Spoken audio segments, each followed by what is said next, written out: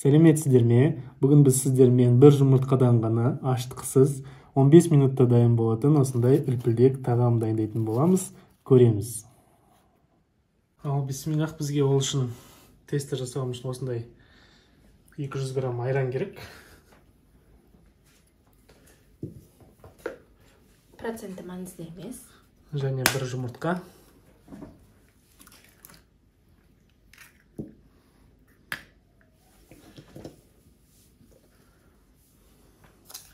Және бір қасық, шай қасық қант, және бір шай қасық тұз. Және осыны жақсылап араластырамыз. Және 50 грамм сұйық май. Үйде бар бүкіл заттармен жайында берсеңіздер болады. Айранның орнына қаймақ қоссаңыздар болады. Өздеріңізге ыңғайлы болып жасай берсеңіздер болады. Бірақ осылай айранмен жасасаңыздар, тесталарыңыз өте жұмсақ және воздушный болады. Және 200 граммдай осындай иленген ұн.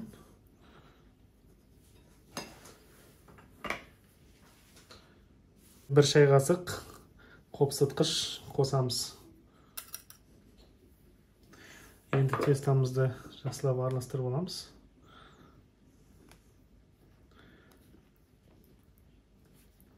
Ақырында болсақ қолмен араластырып, дрожжи қосқан жоқпын, көрдіңіздер. Дрожжи мысалы зиян деп жатады ғой. Осындай тамақ жасасаңыздар болады. Дрожжисыз разрыхлитель бізде жай қопсытқыш. Тесталарыңыздың жұмсақтығына қарайсыздар.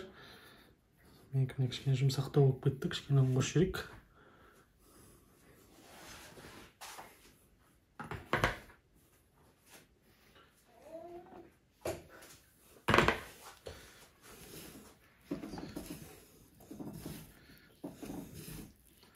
Міне осылай ақырындап араластырып дайындап аласыздар.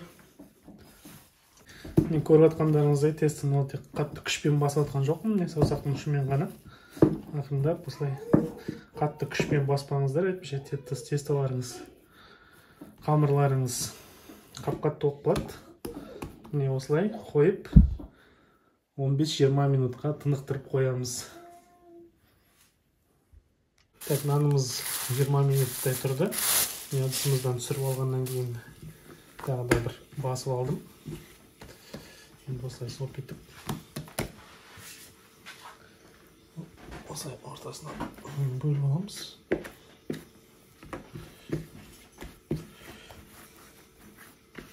Нанымыз жұмсақ.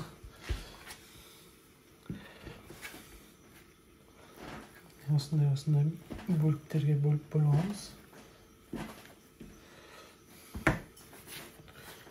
Тесто үлпілдеп тұр. Прям цветі әппақ. Күйеуімнің өзі сияқты. Тоқылдап тұр. Енді осы бөлінген нандарымызда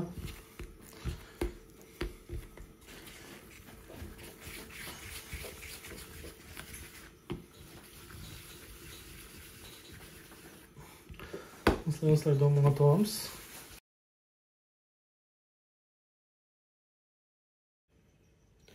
Енді осы біз қамырымыздың начинкасына, яғни ішіне салмасына заттарымызды дайындап аламыз. Ол үшін біз 2-3 картошка және жуа мен жасыл зелін, жасыл жапырақтарды пайдаландық. Жасыл жапырақ пен жуаны бөлек майға қуырып алдық та, осы суға піскен картошкамыздың үстіне осылай қостық. Енді аздап тұз сеуіп және қара бұрыш сеуіп кішкене. Картошканы бірінші пюре қылып езіп алып, сосын барып жуаны қоссаңыздар болады. Мен бірге қосып жатырмын бәрін. Және кішкене осылай сүт қосамыз. Жақсы езіліп, жақсы бір консистенцияда болу үшін. Енді ақырындап езіп бастаймыз. Сүтті дәм болады әдемі. Молочный вкус.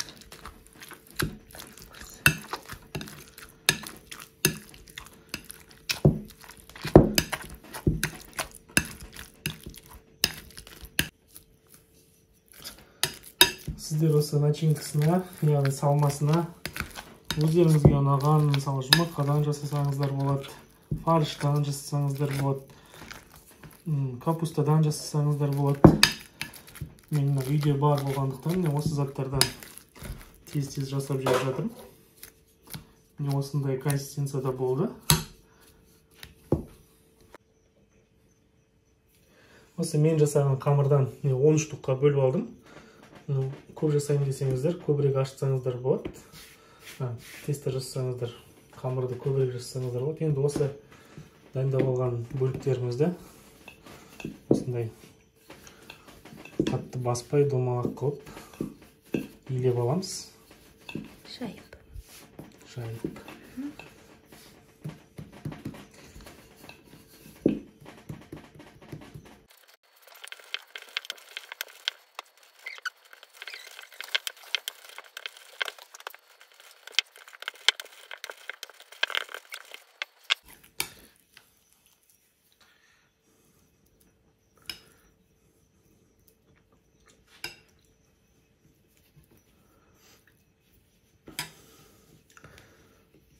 Ровно үшбұрыш болып шығу үшін кішкене бұға қарай аламыз. Жабыстырып жатқан жағына қарай кішкене азырақ аламыз да. Және мынау үшін осыған апарып қосып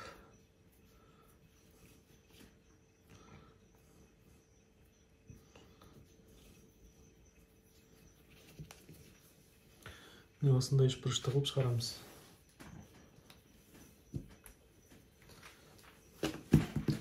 Осылай бүкіл барлық қамырымызбен жасап шығамыз.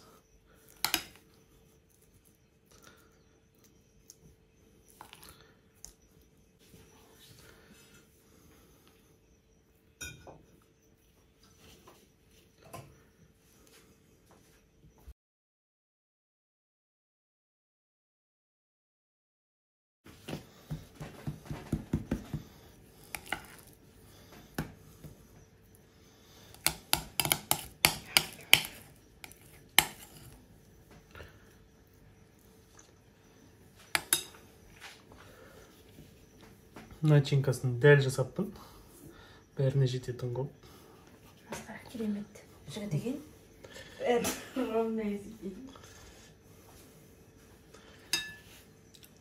Осылай бәрін біргелкі қылып жасап алдым. Енді осыны майға табаға қуырамыз. Бісміллә. Кез келген нанды майда бауырсақты майға пісірердің алдында қандай температурада қойдыңыз басында? Сондай температурада бауырсақ піскенше пісірсеңіз, сонда жақсы болып шығады бір температурада. Майды да сорып алмайды. Бір жағынан осылай қызартып пісіріп алдық. Екінші жағынан қалдырамыз.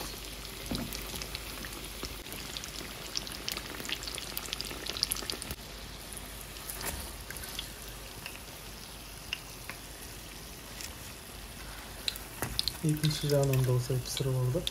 5 минутқа енді түсіреміз.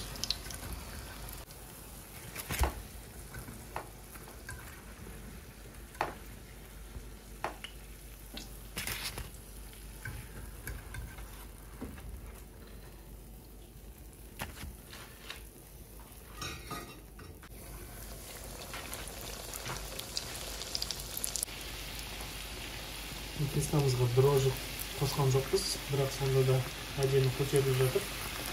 Разрыхлитель қостық. Оны қосқанмен ондай 1 сағат, 2 сағат деп күтпейсіз. 10 минуттан кейін сразу пісіре бересіз.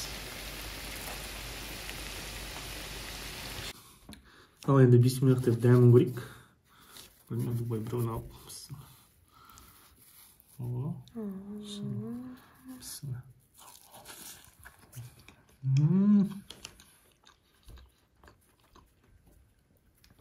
Өте дәмді. Шықты ма?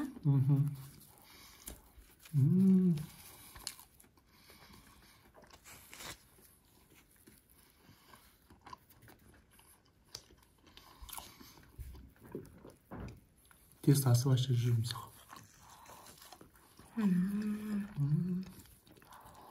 Біз ойбай дрожь корпуса пирожки болмайды деп ойлаймыз ғой, қыз келіншектер. Оказывается, болады. Керемет. Тағамымыз дайын болды. Міндетті түрде үйде жасап көріңіздер. Каналға қосылып, лайк басып, комментарий жазамыз. Сау болыңыздар.